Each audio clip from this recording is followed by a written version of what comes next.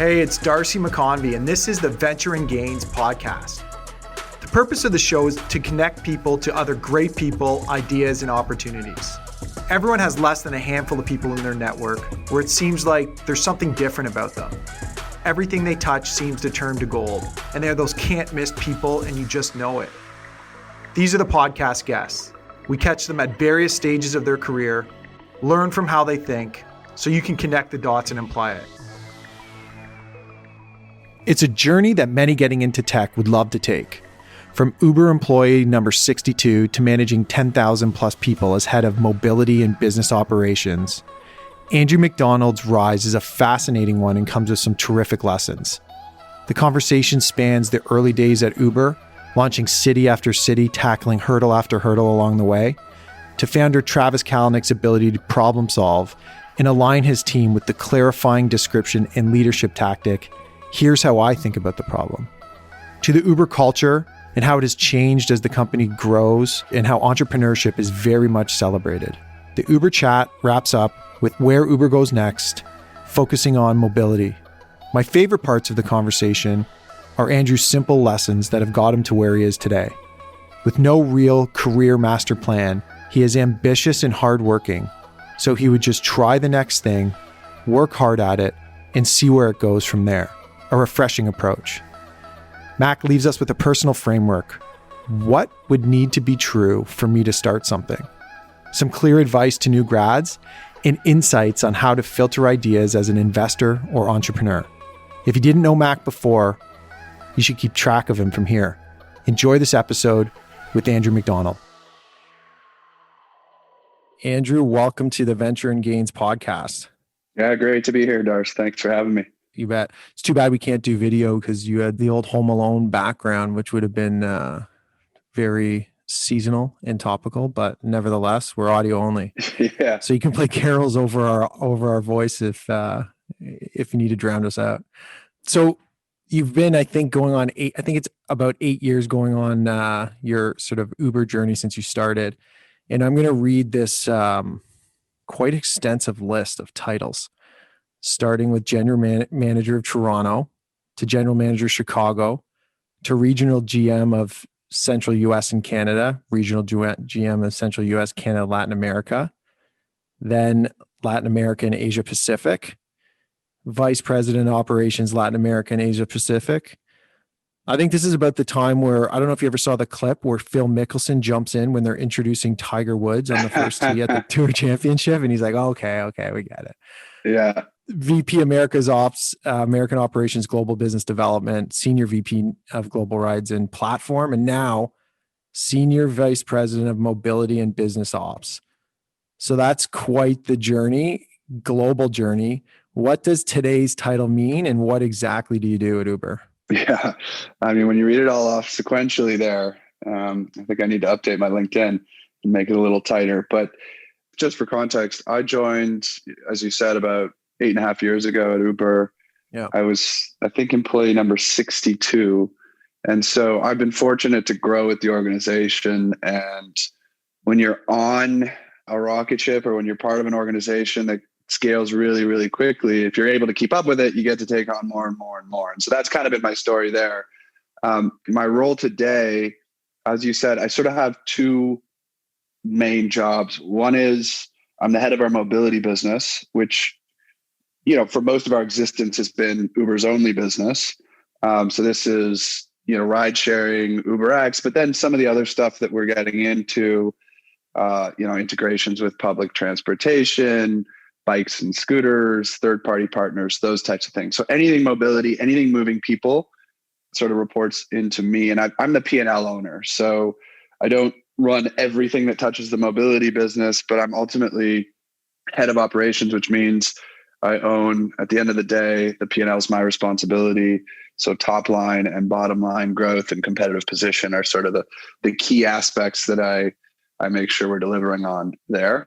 And then I've got this second part of my role, which is head of business operations. And those are sort of central organizations. We don't have a COO. So these are the types of things that might normally report into a COO and used to report into our COO when we did have one. So our customer service organization, our business development organization, our safety and insurance team, which is a very big part of our business, just given the nature of the industry we're in. And then our B2B part of our business, which is called Uber for Business, which sells, corporate ground travel, food solutions, et cetera, to companies. So 2 different roles, one sort of central working across all BUs, and then one, all things mobility. So a couple questions out of that, but the big one is like, how do you manage? Those seem like 2 massive roles of a massive business. How do you sort of allocate and manage your time day to day? Yeah, I mean, it's something that I'm constantly tweaking. So I don't pretend to have a perfect formula.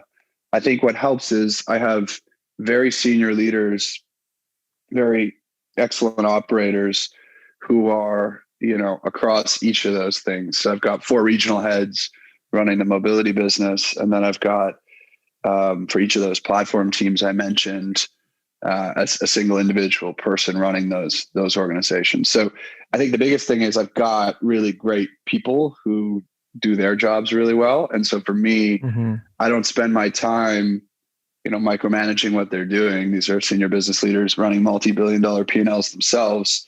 I mostly just help them resolve problems, remove roadblocks, weigh in on the biggest issues, help drive sort of overall strategy and vision and resource allocation, and then leave the day-to-day to the folks who frankly are closer and do a great job running those teams. It'd be interesting to hear what your friends would say about it, but is this kind of where you always thought the type of role that you'd always envision yourself ending up in? Short answer is probably not. Yeah. Because for me, it's interesting. I've always been ambitious and kind of hardworking and, wanting to do really well at whatever I'm doing, but I've never had like a master plan. There hasn't been it's always sort of been try the next thing, see how it goes, try to be good at it, and then, go from there. So it's not like I went to university with some plan to be a business executive. I did an undergrad business degree, thought, hey, consulting looks interesting. Let's go try that. Enjoyed it, learned a lot, did well at it, but I don't want to do this for my life. Hey, let's go try being an entrepreneur. Did that, learned a lot, didn't succeed, as far as business outcome. But as that was sort of winding down, okay, now this Uber opportunity, that looks kind of cool. Let's go try that. So yeah, I wouldn't say that I envisioned myself ending up in this type of role because I haven't had like a 5-year plan. It's always kind of been try the next thing. Maybe on that note, talk a little bit about the story of joining Uber, because I think, and we'll get into maybe a little bit later, how you might offer advice to people that were in your role coming out of call it undergrad and joined Bain, back in the day. But it's interesting because at the time, Uber, everybody's black car, you're a super talented guy. I think you kind of, climbed the rungs at Bain pretty quickly and then started your own, like you just mentioned, startup. And then I don't know if I'm recalling this correctly, but at the time you were considering, do I go maybe back into consulting or join a firm, or, then you started a conversation with, what probably your close friends at the time, thinking about it now, it's funny, but at the time would have said like, you're joining a taxi startup almost, So it seems like you do make decisions, intuitively, and it was a pretty good decision now looking back. Yeah. So to set the stage a little bit for that time of my life, my career you're describing, I was running a startup called Shop My Clothes, which was a marketplace business for essentially reselling clothing. By the way, that's probably a thing, like that's a thing now, right? It was probably a little early. Yeah. I mean, I don't know that I think if I say, hey, we were early, that's probably a cop out. I just don't think we went about it the right way. We had the wrong model and, we had the wrong model. We didn't have the right pieces on the team, myself included. I wasn't ready at that point. So we did like 100 different things wrong. So, but it was going along. We were going a bit, we were having, I wouldn't say a ton of success, but there was enough there that I was wondering whether I should try to go raise some money and keep it going. But I just sort of had this feeling in my stomach that it wasn't the right thing, that we weren't on the path to success, and that it wasn't what I wanted to spend the next 5 years of my life committed to. And Mm-hmm. I sort of realized, hey, look, if I'm not able to, convince myself that this is something I want to commit to for at least the medium term, then how could I possibly go ask, friends and family and other investors to put money behind me when I lack that Mm-hmm. conviction? So that sort of led me to the conclusion that, okay, I need to stop doing this. And we decided to wind down that business. And then I was thinking, okay, what should I do next? And sometimes having options is, having options is generally obviously great. I think I sort of had a standing offer to return to Bain, which if I'd done it would have been the comfortable thing to do at the time, but obviously would have been, in retrospect, a very bad career move. But having that option was a little bit dangerous and tempting because, it was a salary. They were going to go pay for me to go do my MBA. And it was a job that I knew I could do well, and a team and culture that I really liked. So it was tempting, but ultimately I had made the decision to not be a career consultant. So I wanted to move out of that. So fortunately, as I was sort of wrestling with what to do, someone sent me an email, a friend of a friend who'd gone to school with a woman who was running Uber's business in DC at the time. And essentially the email said, we're looking for someone to launch our Canadian business and run that. I'd never even heard of Uber at that time. So I obviously did some Googling, read some TechCrunch articles, seemed like a kind of a cool concept and was having some early traction. And so I thought, hey, okay, whatever, I'll throw my hat in the ring. But again, it's not something I had a ton of conviction around. It's not like, in subsequent years, I would interview people at Uber and they'd come to the interview and be like, this is my favorite company. It's my favorite product. I love Uber. I've wanted to work here from the minute I tried it. And that wasn't me. I just thought it was kind of interesting. And It was a different stage too, though, right? A little bit like it was a different now stage. It's like, it's got all these tentacles everywhere, but yeah. Yeah, it wasn't yet a verb, right? It was a different stage. So I threw my hat in the ring, and got into the process. At one point, they went silent for like a month on me, and I was like, "Oh, I guess that didn't work." And I was looking at other stuff, and I was like, "Oh, well, whatever."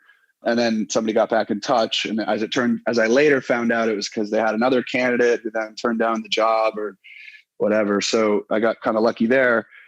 But even then, I remember they were like, all right, come down to San Francisco, meet with the CEO. So I'm like, sure, okay. How do you want me to book travel?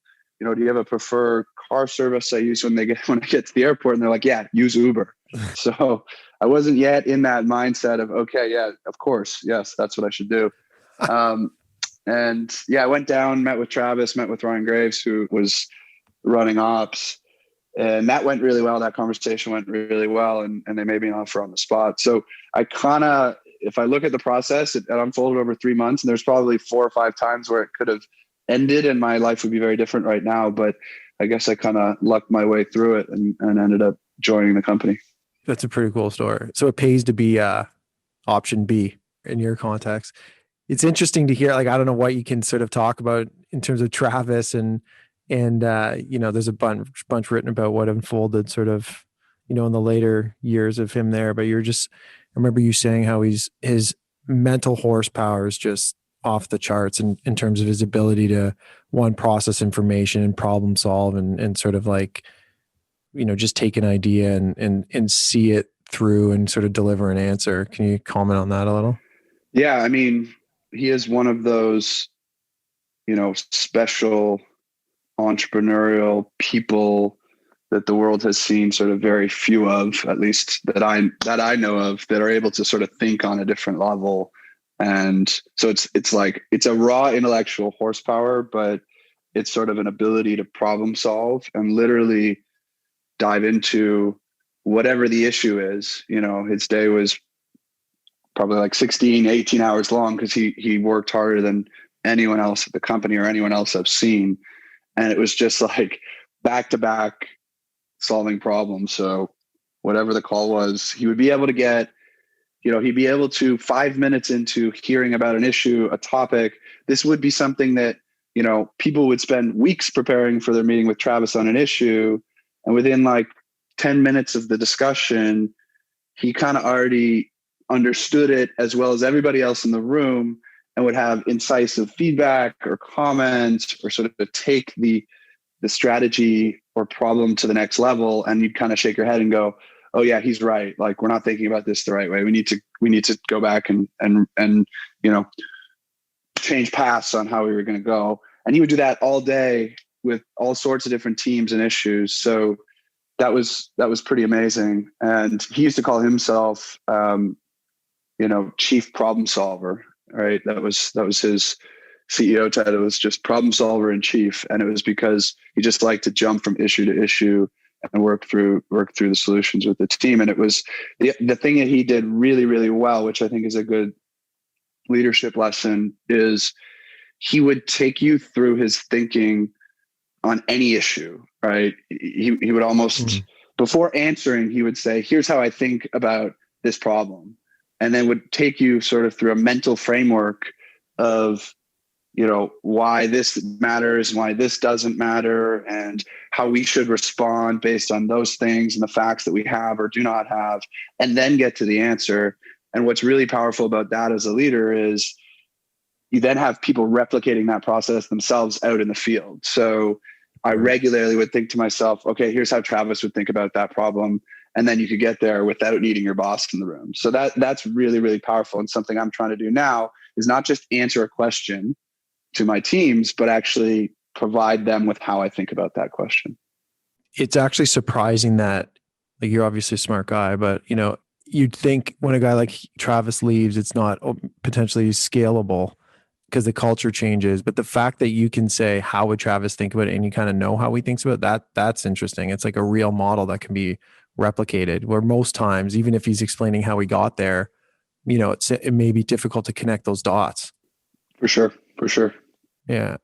So walk me through the early days of Toronto. I know I went Toronto to Chicago and then kind of all over the place, but and maybe just highlight some of the sort of wacky or crazy things that you dealt with sort of in your journey to where you are today. Yeah. I mean, so it was just a very different time for Uber, but also just for the industry overall. When I joined, Uber was in 7 cities, and in all 7 cities, Toronto was the 7th city, second international city behind Paris. But everywhere we were operating, we were literally fighting for our lives from a legal and regulatory perspective. So, what we were doing was, generally not defined or supported by existing transportation, for-hire vehicle rules, whatever you want to call it. And remember, this was a year and a half, 2 years before UberX. This is what I'm talking about, is we were a black car service. We were, this was basically software to connect you to a licensed limousine product. So these are not unlicensed drivers. This isn't peer-to-peer like UberX would become. This is literally limousine operators that were already driving and licensed in cities around the world. And so, okay, why was this controversial? Well, the way that most rules around the limousine industry were written was to be explicitly protective of the taxi industry and to make sure that limousines, so black cars, did not compete on the turf of taxis. And so generally what you had were really anti-consumer, anti-competitive type laws on the books, regulations on pricing. And generally what they were was minimum fares that were quite high. In Toronto, the rules were written to say you had to charge at least $70 for a ride. And the language was kind of cloudy around, is that per hour or is that, a minimum fare? In a bunch of places, it was like, I think Ottawa was $15 just to start, just to get in the car, it costs you $15. You also had pre-booking rules, which is absolute craziness. So Toronto had, I think it was 20 minutes, maybe 15 minutes, but 20 minutes. You had to pre-book a car at least 20 minutes in advance. Like if a limousine were to just be driving by on the street and it was empty, and you happen to wave and flag down the driver and say, hey, I want to pay you for a ride. Unless you literally stood outside the car waiting for 20 minutes, you'd be breaking the law, which is crazy. But of course, the reason for that was to make sure that they couldn't compete with like the street hails of taxis. So there's all these types of rules. And no matter where you go in the world, there was some variation of what I described, which was minimum pricing, which was exorbitantly expensive, and minimum pre-booking arrangements. And then all kinds of other stuff, fleet size caps, licensing costs, these things. But those were the two big anti-consumer ones. And there's no way that you can justify those from a consumer perspective. There's no way it's good for Darcy to have to spend $70 minimum on a limo ride. It's crazy. It's pure protection. So how did you go about systematically kind of taking these down one by one? Yeah, so the playbook that developed at Uber very early on was actually shining light. So people loved the service. So generally we were able to launch, and usually we could get creative about how we approached the different rules in a city. And generally we were able to get the service going and have people start to use it. And it was really great for both consumers, but also for drivers. The challenge with the limousine industry pre-Uber was that it was exceptionally inefficient. So very heavily dominated typically by independent operators. So these were essentially entrepreneurs, individuals who would buy a car, get the right licensing, but their business was super choppy and their time was super underutilized. So they would do airport runs in the morning, and then they'd have big chunks of time during the day where they wouldn't be busy. Maybe they'd get a corporate livery run or something. Then they'd have like airport runs in the evening, rush hour, and then their cars would go generally unutilized at night and on weekends. And so there was just all these chunks of time where like they had this vehicle, they had the ability to provide service, but there was no demand. And then on the other hand, you have consumers who, in most markets, taxis are hardest to get, at night on weekends, for example, trying to leave a bar at 2 a.m. in a market like San Francisco or Vancouver, impossible to get a cab. So why wouldn't you have those limousines, out on the road providing supply when it's needed? And so what Uber did was it kind of came along and matched these two things up. It took a hyper inefficient, fragmented market and put a layer of software on top to match supply and demand and provide a much better service, generally at a more affordable price and much more reliably. So our playbook was generally, launch the service, create a tremendous product for drivers and riders, build a user base of tens or hundreds of thousands of users in a city. And then when inevitably the regulatory issues would come to a head and there'd be government enforcement or, legal action taken or tickets being given to drivers, then go directly to consumers and activate them to be a part of the fight and say, hey, this city doesn't want Uber to exist. We think it should. We think that the city needs us. Please tell your politicians if you agree. And so we'd see this sort of groundswell of, grassroots support for Uber from consumers and from drivers. And generally, sometimes it would take years to play out, but usually, eventually, governments would respond and modernize rules and regulations to do what the consumer wants. And it was just because the product was so powerful. That's amazing. So who are the early adopters? Mostly just like kind of was that 20 to 30 cohort age-wise? Yeah, so it's actually, we had a pretty good understanding of this. I would say more on intuition than data, but I think it ended up being true. Typically what we'd see when we go into a city is the same pattern play out. First off, usually our early adopters in a new city were people who'd used Uber in another city. Maybe they were in the tech industry, they'd gone to San Francisco, downloaded the app, and then come home and there's no Uber. Oh my God, this sucks. So when we'd launch, we'd have this sort of installed user base of people who'd tried it elsewhere in the world. Then we'd usually have kind of the local tech industry adopt it first because maybe they'd heard of us or, they were sort of, as you say, early adopters of technology in general. And we try to accelerate this dynamic by connecting with that industry. Usually we'd start our our office space would be in like a co-working space, and we give out coupons and promos to people who worked at tech companies or incubators or whatever. So that was always early. And then the next thing would be the entertainment, nightlife. So, people going to bars and restaurants late night, and we would really go after this crowd. And events were the biggest part of our early marketing. So every week we'd try to sign up. We'd partner with every event in a city. So whatever it is, the beer festival, whatever parties are being thrown, charity events, we would offer to sponsor these things. And generally what we do is we give rides to recipients. So I'm sure I reached out to you at some point over some event you're associated with and said, "Hey, Darcy, can I give out all your attendees free rides?" And then people would have a use case to install the app. They got a free ride down to their party, and then they kind of fall in love with it. And yeah, Bob's your uncle from there. Exactly. And so then people would start using it going out. And then the next evolution is people start to think, well, actually, I can use Uber in my daily life. So then they start using it to commute to and from work because, hey, it's nicer than public transit, better than a taxi. Maybe they're running late one morning.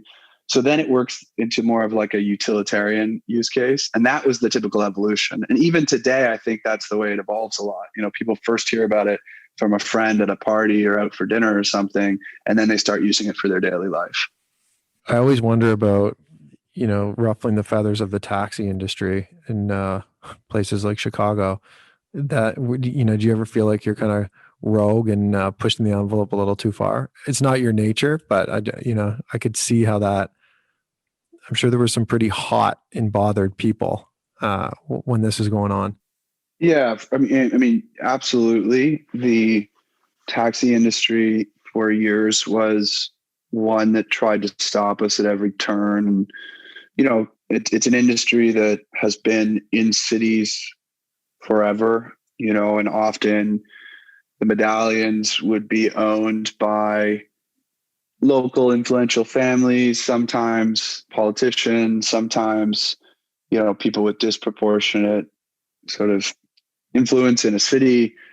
And so the vested interest was very strong. And I think one of the mistakes we made early on, and we made many mistakes along the way, but one of the ones we made is I think we made it about like us against the taxi industry, which really is not what we were doing. We were actually trying to modernize, the mobility business overall and make things better for consumers, but also drivers in the industry, right? And so somehow the meme became like Uber versus taxi, or, taxi drivers dislike Uber, but really like we were trying to improve the industry they were in. And, ultimately I think 10, 20 years from now, you'll look back and say, hey, driving became a better profession because of what Uber brought and sort of, taking out the inefficiency of middle people, of medallions, all these distorted rules and regulations. Like ultimately that should be better for the people who earn money in that industry or who depend on the industry to move around. And I think that's what we're trying to do. But we somehow made it about like us versus them. And I think that was a huge mistake. And ultimately today, like we are partnering with the taxi industry all over the world, and growing our taxi business is a major priority for us. And I think taxi drivers who use Uber software today love it the same way that, limo drivers did 10 years ago, but we should have got there sooner. And now we're even doing partnerships with taxi companies, helping them run their fleets, building software, those types of things. So we were too combative on that front. And I think we're still paying for it today. You mentioned earlier that mobility, kind of one of the buckets that you manage. Like, how is mobility changing? Because, I would attribute mostly Uber to Uber Eats and then what we know as Uber mobility historically. So how is that changing? So Uber overall, as you say, we're in a few different businesses, but the two big ones we're in are delivery and mobility, and they're distinct, but there are definitely shared elements. The supply side of that equation, so i.e. drivers and couriers who are either moving people or moving packages, those are often the same people. They're powered by the same technology stack. Rules and regulations around those folks can be similar.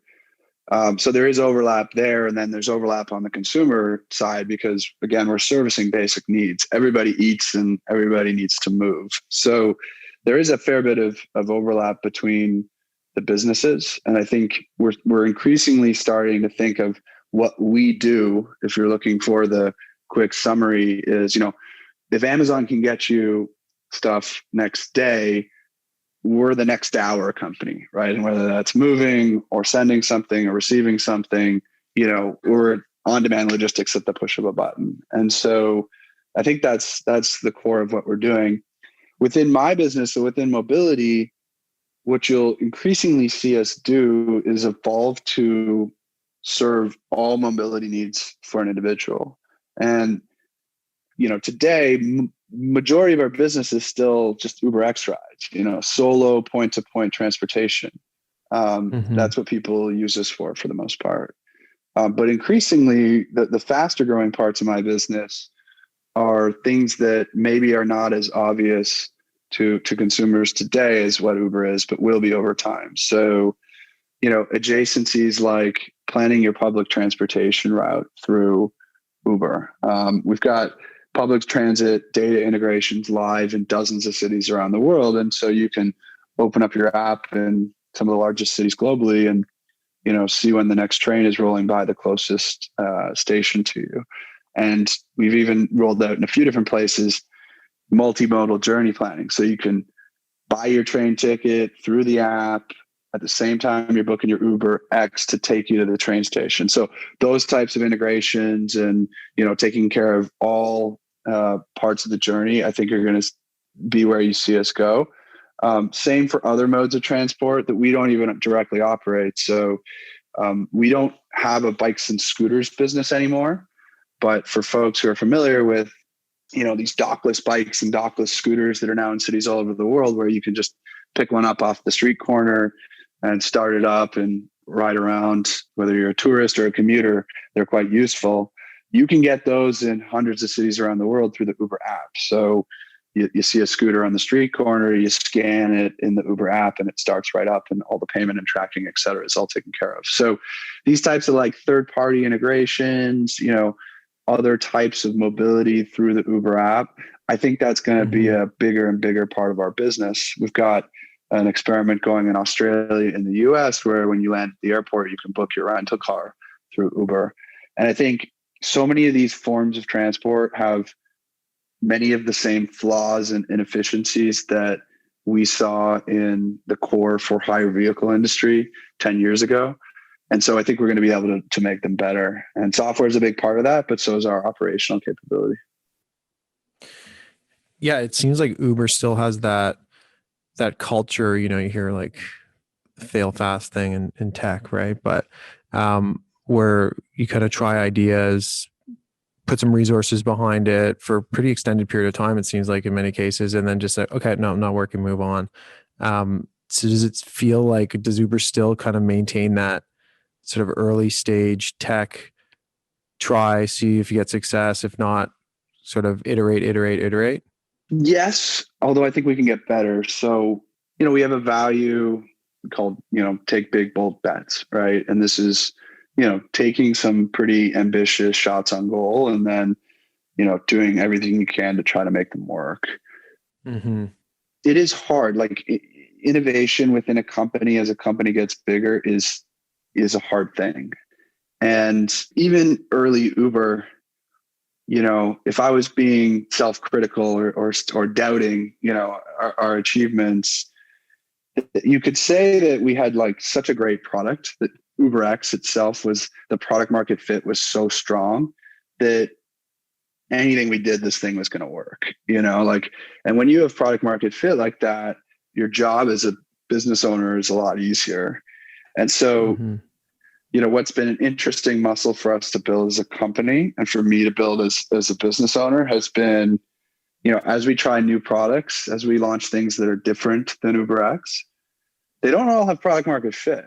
And actually being able to either change and evolve a product to have product market fit or know when you're just like, trying to force a round peg into a square hole, that takes some learning. And I think that the mistakes that we've made have been when we've rolled out a product, it hasn't worked, and then we've just tried to make it work for years and years and years. And generally making it work means like subsidizing the economics. So you burn tons of money. And at the end of the day, if you're not solving a customer need in an elegant way, it's probably not going to work. And so we're getting better at it. But I think that's the hard thing, is actually, innovating within a bigger company and figuring out what has product market fit and what doesn't. That's the challenge. Yeah, it's lots written and talked about that. That's for sure. And in a big corporation, I'm sure it's certainly more difficult thing to do than if it's a few people trying to, see what sticks. So exactly. If we think about Uber on that point, like, culture, one of the things that's interesting to me is that it seems like Uber has an incredible ecosystem of former employees that leave and start really great businesses. Like, is that something that's sort of fostered internally? It almost reminds me a little bit of, and I'm sure this happens at a lot of big tech firms, because there's a lot of smart people that ultimately want to sort of cut their teeth on their own. But it's a little bit like, consulting, where you almost leave on good terms. But yeah, maybe talk a little bit about that culture of, former employees doing interesting things in tech. I do think we have a culture where being an entrepreneur is celebrated. And, you've tried to establish a culture over the years of ownership. And that means, again, acting like a founder, acting like an entrepreneur in your daily work. I also think that if you've been here any amount of time, you've seen a lot of things that are really useful if you're starting a company. Scale, risk appetite, speed, quick decision making, quick moves in the market, rapid growth. What product market fit looks like. You have to have been given and give autonomy to your teams. And we also, we used to, on the operation side of the business, we used to say that every general manager was the CEO of their city. And so that type of top-down culture, which really is about empowering people to make sort of full stack decisions for their business, I think is really, really powerful. So I definitely think there's an entrepreneurial DNA at Uber.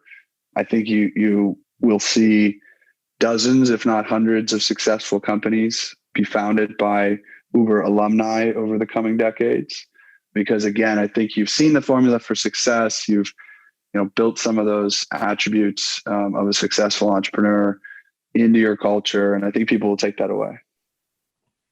Yeah, and also the idea of connecting sort of dormant supply with demand and seeing the technology. And then it was interesting when you said take big, bold bets. A few of the entrepreneurs I'm thinking about are going after massive markets with, big ambition. So it kind of it connects the dots, actually. How's operating on that, like, how's the culture of Uber sort of evolved over time? On the surface, it feels a little more light and refreshing than maybe the sort of constant wrestling that was happening earlier on, both internally, seemingly, at least from an outsider, and externally, which you talked about in terms of like taxi and sort of the jarring back and forth. How's the culture changed in your view, or has it really? Yeah, so the culture has changed, as it does at every company as it matures. You're not going to have the same company culture when you're 60 people as you will when you're 20,000 people. It's just impossible. And I think for the most part, we've evolved in a good direction. There was some maturity that was needed in the organization, just in terms of how we approach our people. I'm surprised you're still around then. I'm one of the few who has lasted this long. But you do have to scale and be okay with it. And there are days when I think, hey, this is not how it was 8 years ago. And of course, I immediately go, yeah, of course, it could not be that way today at our size and our scale and our impact in the world. I mean, we are, for many cities, like a massive utility almost. We're a product that's depended on by folks to get around every single day. And I think the maturity of your organization has to develop with that level of responsibility. And so, Right.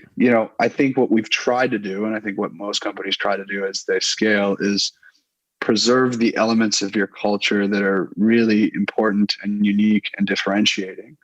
And for us, that's some of the things we've talked about.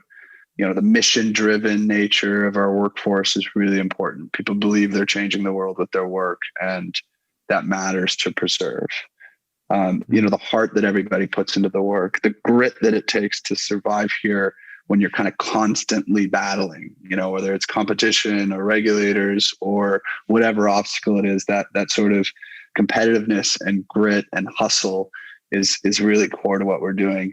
Some of that problem solving ethos that I talked about early on that our founder instilled, these are the things we're trying to preserve while maturing as an organization, focusing on, the responsibility we have to communities, doing the right thing, working to make sure we've got a healthy culture for our people, that it's sustainable from a life perspective, that we're prioritizing diversity and inclusion, all these different things that society expects of large organizations. So it's really a balance between, the early values of Uber and how we have to mature and grow as an organization. And I think we're striking that balance, although sometimes you swing too far in one direction or the other. Yeah, and the public versus private probably plays a lot into that, also. Yeah, you're exactly right, Darcy. I mean, one of the big mistakes that I think we made early on was we just didn't realize how the world saw us and what the world expected of us. So, internally you get all charged up and you believe you're changing the world for the good. And hey, everything we're doing is awesome. Why are people mad at us? And really, you're not recognizing that you've become a really big part of cities. And that comes with a very high bar for how you act, how you behave, how you treat your stakeholders, whether it's your city or regulators or your drivers or, your commercial partners. Like all of these people, as you grow, their expectations grow. And I don't think we did a good job recognizing that. So you manage how many people do you manage, or are direct reports? My organization is just over 10,000 people. Now I've got our customer support org, which is the largest org at Uber, because we have, agents all over the world that are doing support. Some of that's in-house, some of that's out-of-house. But yeah, I've got about 10,000 people, and I've got my direct report group, I think, is 11.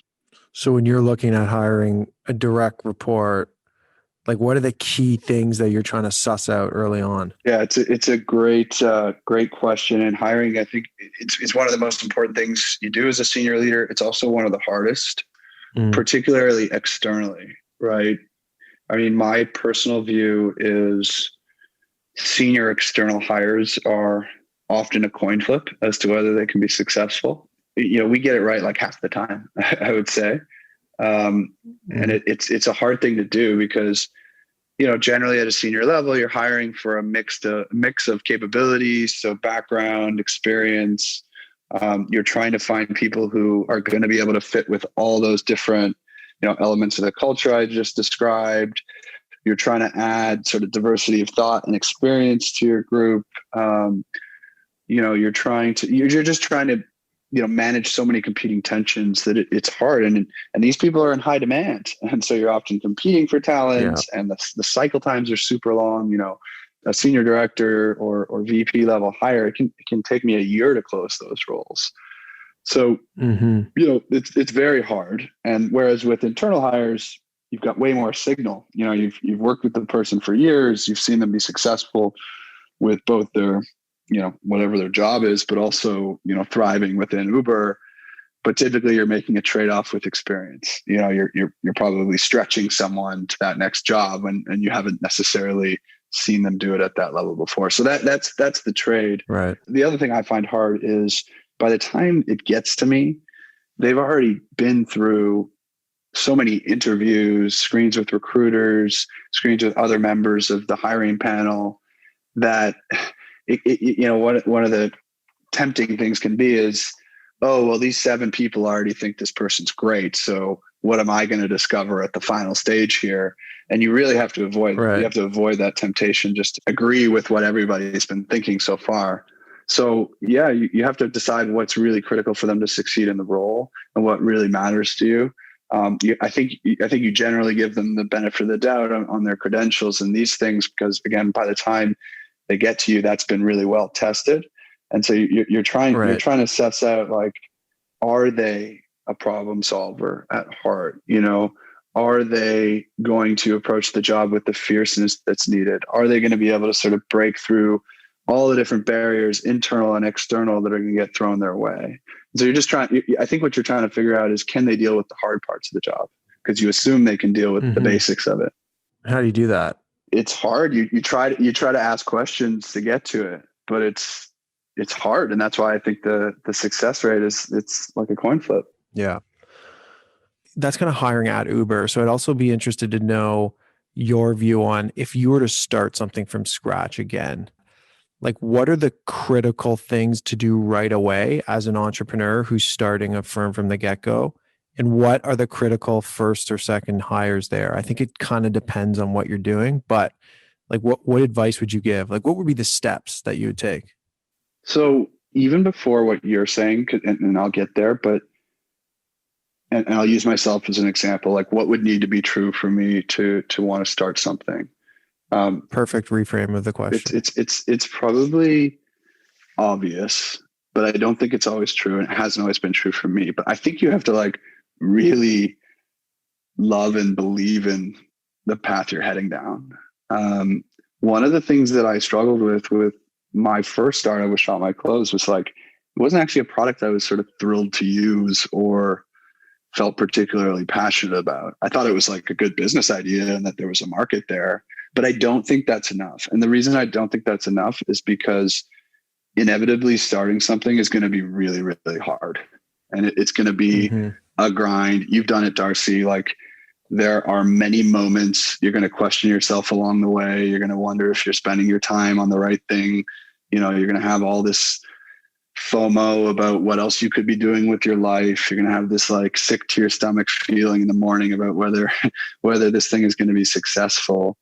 And so unless you, like, really believe in it and are proud of the product or whatever the service is, and believe that, it's going to make the world a better place, I think it's really, really hard to grind through those tough moments. So for me, I'd need to be, a big time believer in the product, big time believer in the mission of whatever I was setting out to do, because it's going to be hard. So you kind of need that. So that's one. Two is, that's a good one. I think you got to figure out what are the, from a team perspective, what are the things you need to control to be successful from your internal team? So, like, personally, with my first startup, we managed an outsource tech development team, and I would really struggle to make that choice again from day zero, because this, ultimately we were trying to run a marketplace business that was, entirely digital, and we didn't control that ourselves. I had to I was managing a development team out of India, and everything moved slower than I wanted. It was always a question of whether we spend more money or not. And so we didn't control our destiny from a product perspective. And that was a huge mistake. So again, it probably sounds obvious, but figure out what is absolutely core to you being successful, or what you think is going to be core to you being successful, and make sure that you control that from the outset. So for me, if I was starting another business that was at all tech enabled, which, most businesses are these days, I would want to control development internally from day one. And that to me is, it's the only way to do it. The first version of the Uber app was written by, outsourced engineers, I think out of Mexico, but quickly that was brought in-house. But so it's not necessary, maybe it's not necessary for the MVP, but I think very quickly on, you're going to need to bring that in. So that's two. Three is, I think you have to, again, I'll just use myself as an example. I tried to bootstrap my first business, which again, I think kudos to entrepreneurs who are able to do that. But I think we were overly conservative in our approach. Like, you need to be lean in terms of running something new, but there is something you could be penny wise, pound foolish, i.e., you need to, there's money out there for startups. Like there are, I think we all see it. There are new things funded every single day. And whatever idea you have, there's probably 5 other companies working on it already. Right. And so there's a risk that if you're too conservative in terms of financing, that actually that's the slow path. And so for me, I would make sure that I was looking to, once I had conviction in my idea, I would be looking to move really fast to, expand and get it to more places, more people. And that's probably going to mean raising money. So I would just be more aggressive up front. So those 3 things I said are all very specific to how I think about it. It's not a formula for everybody, but I wouldn't make those mistakes again. Yeah, those are great. That's great. So maybe just, picking your brain on an advice side, 2 things. What advice would you give new grads that say, I want to do what you did? Like we talked about earlier, there is no map, there's no path. What would be your advice there? I would really encourage new grads to push their limits of comfort on risk taking. So I think the number one thing, insecure overachievers, one of the number one mistakes they make is that they don't realize how long a career actually is, because they've been on this track their whole life where they're always doing what they're supposed to be doing, i.e., high school, elementary school, high school, you're moving up each grade. If you're getting top marks, you're always doing what you should, dominating your extracurriculars. Like every year, the sequence is clear and you just got to be top of your class, right? But then once you kind of graduate out of the school ecosystem, you get out into the world, there's a risk that you fall into that trap with your career. Like you join a company and then you're just working towards the next promotion, working towards the next pay raise. And you're never going to leave that track if that's how you're thinking about the world, right? And it can be really uncomfortable to leave that track. When I left Bain, most people that were close to me thought I was crazy, walking away from a good salary to literally go make 0 money and try to start something from scratch. And that made it a really hard leap to make. And then when I spent 2 years and essentially my startup was failing, I would be sick to my stomach every day thinking about, oh my God, I'm wasting time. Like if I was still at Bain, I would have got promoted this year and I would have made this much money. And I was thinking about this like opportunity cost of taking the risk. And it was really uncomfortable.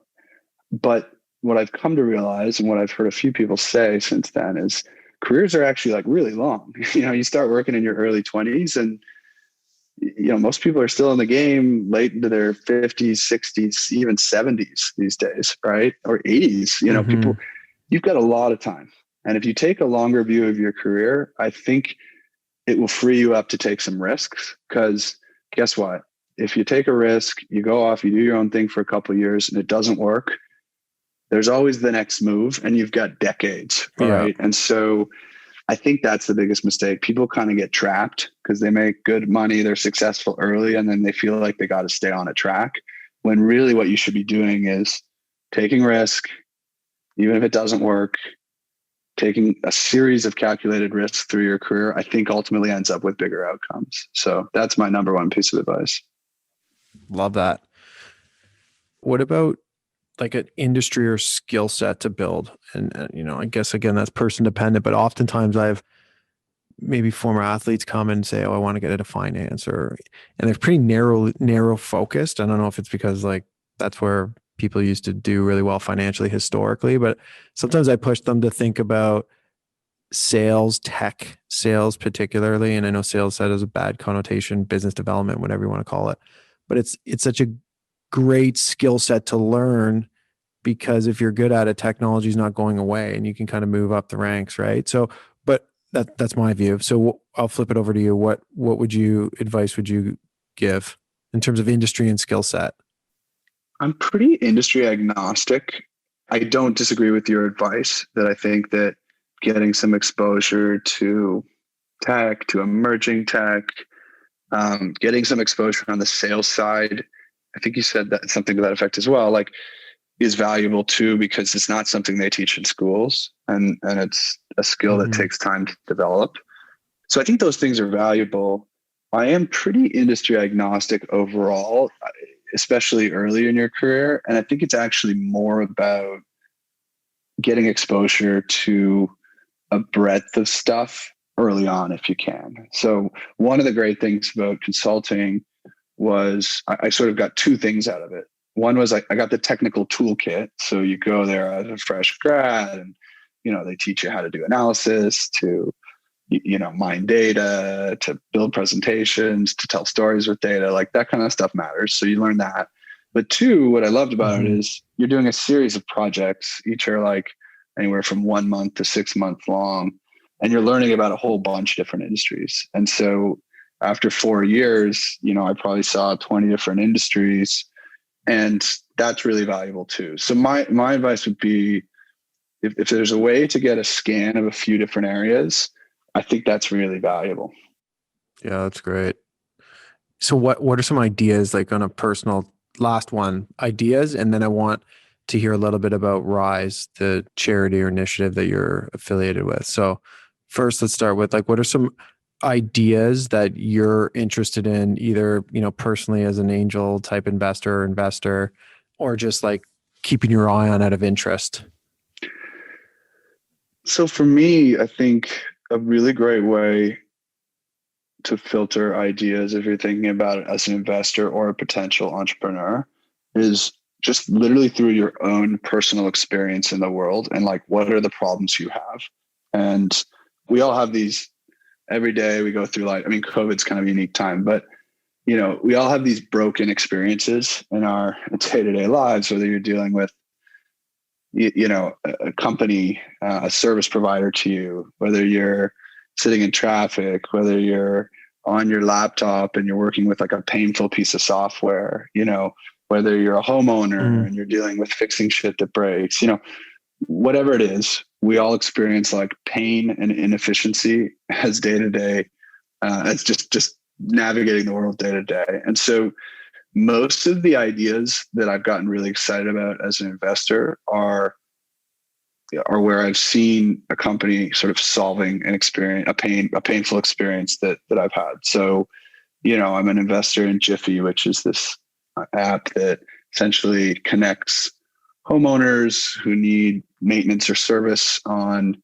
some part of their house via an app, and they just quickly, literally, it's like Uber for home maintenance. I think I got their $25 gift certificate, Christmas gift today. So I appreciate that. Excellent. Appreciate that. But my wife and I bought a home 5 years ago, and it was so painful to find somebody to work on a problem. You'd Google, maybe you go to a website, there's 4 different companies, you call them all, supply and demand's all mismatched because, so many of these companies are actually, there's a shortage of them. So they're not interested in taking your booking unless it's a certain value or this and that. So anyways, it clearly solved the problem I was having. So when I met the founders, I was like, yes, this is a no-brainer. And so I've invested in a couple of companies in that space, 3 different companies that are solving sort of different parts of the home maintenance equation. So that's the lens I would use. Love it. So if you see a broken, inefficient customer experience, and that could be on either the consumer side or the supplier side, right? Because Jiffy and Uber, a lot of these companies, they're solving a problem on the supplier side as well, right? If you're a new grad, if you're a tradesperson, let's say you're a plumber, and you go to trade school, you learn that craft. Generally, to start building your business, you've got to apprentice with somebody who's going to take you along over the years, and then maybe eventually inherit their book of business. That's a super old school way to grow your own personal business as an entrepreneur, right? What if you could just go to a service that would feed you leads, and as long as you delivered really excellent customer service on the jobs you kept getting more leads, and then you could hire more people, and they built tools to help manage some of the parts of the business that you don't want to deal with, like billing or customer invoicing. So that's where these things are going. So yeah, that's always a hallmark to a good business, where you're fixing like a consumer problem and a supplier problem. And often that's a marketplace or an aggregator, or that kind of type model. Right. Yeah. Something you can relate to too. That's tangible. And you're like, okay, this Yeah, resonates. yeah, Makes totally. sense. Okay. So talk a little bit about Rise.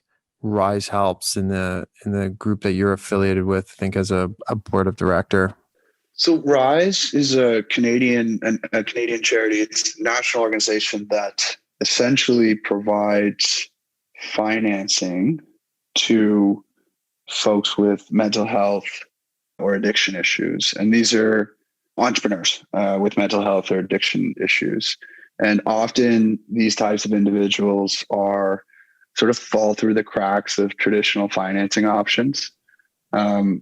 Either bank financing, debt financing, traditional debt financing is too expensive, or they don't meet the lending criteria because maybe they have, various issues in their past or whatever. So we are essentially providing low-income loans to entrepreneurs with mental health or addiction issues. And often it's, sole proprietorship, small business type things, think makers and bakers, folks running shops, folks, artists, these types of industries. There's all sorts of them, but that's the sort of typical profile. And what's amazing is like there's all sorts of data and research that suggests that entrepreneurship is actually a really great option for folks with these types of challenges, because it can be flexible. They can be their own boss, control their own schedule. There's a sense of purpose that comes from running a business and the challenge of that. And so enabling these individuals, I think, has a lot of societal benefit, not only helping them wrestle with these, their challenges, but also like creating economic value in the process. So it's been a really cool experience, and getting to meet a bunch of the entrepreneurs through the program is great. Along with the financing comes like business coaching and support and mentorship that the organization provides to sort of help people grow their business and manage their business and deal with the challenges. So it's a really great org. For me, mental health is a sort of an important area of interest and a personal priority. And so getting to sort of use my time and knowledge to contribute to the organization has been super rewarding. So it's a great one. That's great. It's great. Sounds like a great initiative. So it's risehelps.ca, I think, is the website if you want to check it out. So final question. If you were to pick one song to sing karaoke to, what would it be? I think Bon Jovi Always is a specialty of mine that I've definitely done at a piano bar or two. So okay, you had that in the bag. That was like boom. So that's obviously the one. All right, Mac. Well, it's a great conversation, really insightful. You've had quite a career, and I'm sure still a lot of that story to write personally. So congrats on the success today, and thanks for giving us a little insight into Uber. And it's a pleasure. Thanks, Darcy. Appreciate you having me. Your time is valuable, so thanks for joining us for this episode of Venture and Gains, where we connect great people, ideas, and opportunities. It's this idea of net weaving versus networking. Remember that you can find more episodes at ventureandgains.com. And if you know any entrepreneurs, emerging asset managers, or fascinating people that you think would be a good fit, flip us a note and let us know. Stay well. Darcy McConvey is a director of private capital markets at Greybrook Realty Partners and is registered under Greybrook Securities, Inc. The opinions and statements expressed by Darcy and the Venture and Gains guests are their own, and they do not reflect the opinions of Greybrook Realty Partners or Greybrook Securities. This podcast is for informational purposes only and should not be relied upon as a basis for investment decisions. As for investment decisions. As for investment decisions. As for investment decisions. As for investment decisions. As for investment decisions. As for investment decisions.